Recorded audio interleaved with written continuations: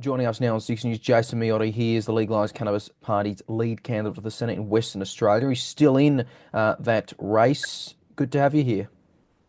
Thanks, Leo. Good to be here. So we're looking over the numbers. You're behind One Nation currently in that count, not by much though.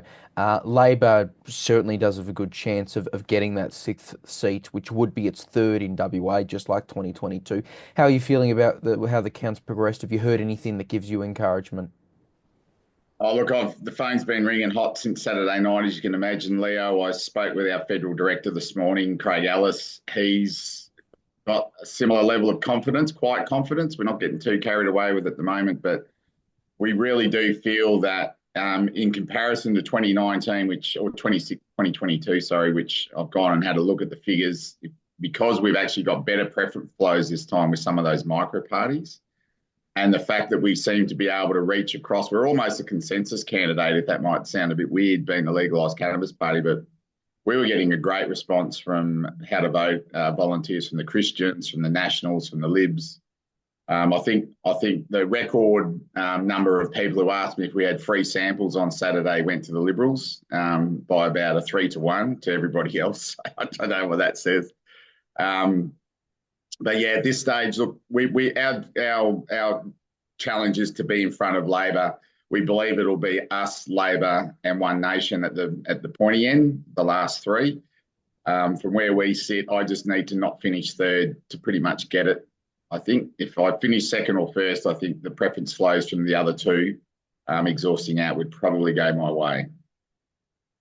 Your party also had a pretty good ground game in the House of Representatives in WA specifically. I know the branch there is obviously pretty prominent in getting a representative or two in two state elections in a row now. Of course, the most recent one just back in March. What's the legalised cannabis count looking like in the House of Representatives in WA specifically? Because we know that having, some local candidate on the ballot does tend to help minor parties in the Senate.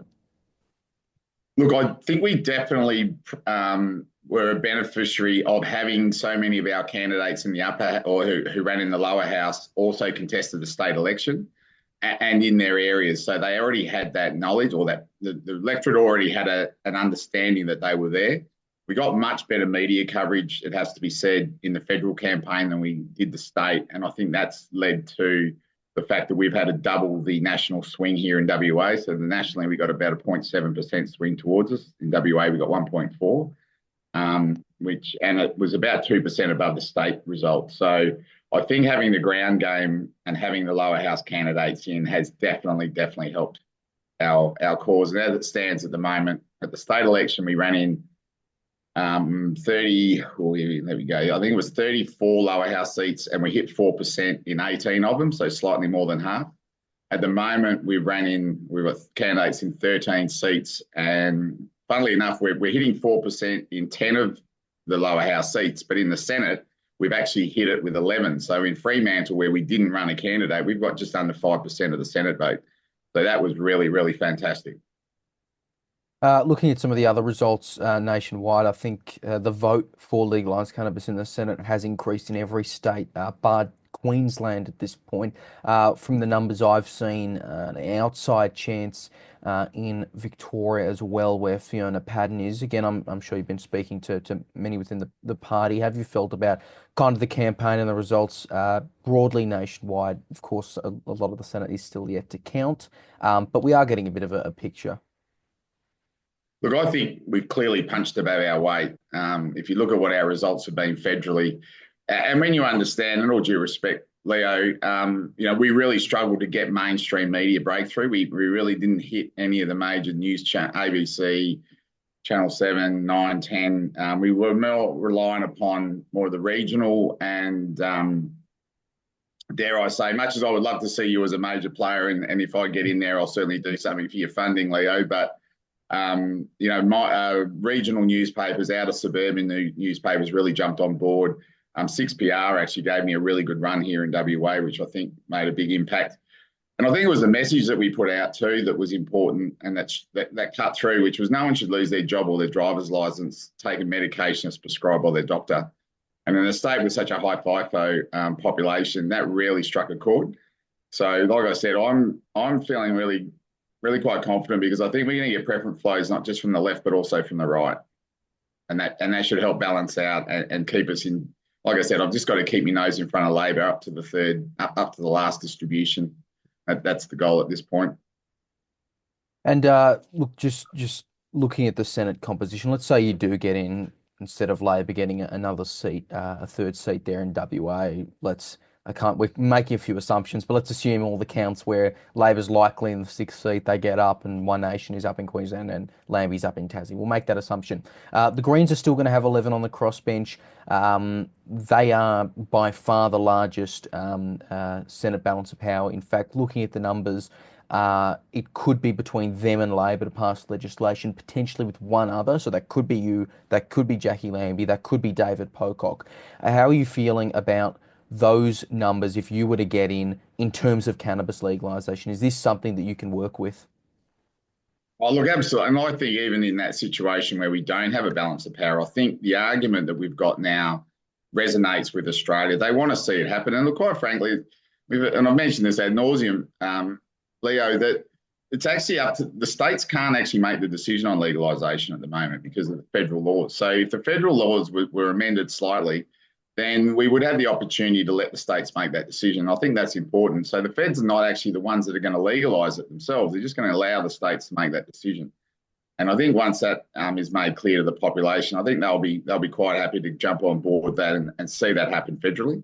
But can I just point out maybe that using the WA situation here, Leo, that the Greens went quite early here in WA after the state election that they would hold the balance of power in the upper house and all the things they were going to do and not do and what they were going to force Labor to look at. Well, in the end, Labor won an extra seat, and now with the number of crossbenchers that there are outside the Greens in WA, Labor can pass legislation without dealing directly with the Greens. And if you look at it federally, there's a really good chance that if we don't win seats in, say, Victoria, New South Wales, Queensland, there's a really good chance that it'll be Labor will pick up those third seats. So the more the Labor pick up, the less that they need the Greens. So it may well be a situation where with a number of the independents, the general independents in the Senate, that there might actually be a block where we can help and pass legislation for Labor. So there's still a lot to play out. But look, I would imagine I'll be able to get the Greens to agree on something along the lines of some form of like I said, changing the federal laws to allow the states to make the decision on legalisation. And I would imagine the Greens would probably be in the support of that. So look, that'll just have to wash out over the journey. But I think we can work towards some sensible law reform in this country and in particular release the shackles on the hemp industry. I think that's, like I've mentioned before with you, that seems to be the unfortunate victim in the whole drug war is the fact that we've got hemp effectively treated the same as cannabis, and that needs to end, and that will help West Australia mining sector, agricultural sector, and the environment, of course. Lot to play out, I agree, but they are still getting 11 seats. There's no minor party that is going to get 11 seats following this count. And again, just looking at the number, unless One Nation managed to get in everything, and I'm sure you don't agree with One Nation on a lot of things, at the end of the day, it's a lot of the time it's going to be them versus some kind of coalition member as well, just looking off these numbers. So, I mean, the Greens still do have a pretty prominent position here. And at some regard, even with a legalised cannabis senator, they would be the largest voice that does have a cannabis legalisation position. One Nation is kind of mixed on that from what we've heard from their candidates and incumbents. Yeah, look, we've spoken with the One Nation, new One Nation members of the upper house here in WA, and on the hemp issue in particular, we've pretty much got concurrence with One Nation. They understand the benefits of hemp to the Queensland economy, to the New South Wales economy, the Victorian economy, to the WA economy. So I think if it comes to it, we could get some concurrence on hemp. Right, and I will single out hemp. I think cannabis has still got quite a stigma to it. Personal use of cannabis, as we sort of identified for some time, but I think that is, with the medicinal cannabis being legalised now, that sort of opposition, the moral opposition, has sort of fallen away. So look, I hope that One Nation will take a common sense approach to this, and it may well be that we do reach across the aisle. And I'm quite happy to work with whoever, as I've mentioned to you before, Leo. I'll work with whoever to get a good outcome, and that's not just on cannabis; that's on any legislation. So I'm not stuck in an ideological sort of rut. I take issues on their balance. I may have a position on something that I'm turned around on with further evidence, and I think that's important that we don't take rigid, fixed positions just for the sake of it.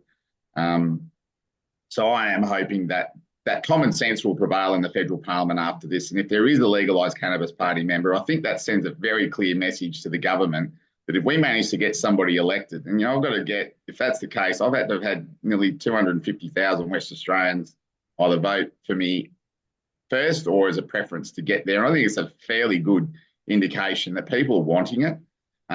So, like I said, I just hope that common sense will prevail and the feds will get it done in this term of parliament.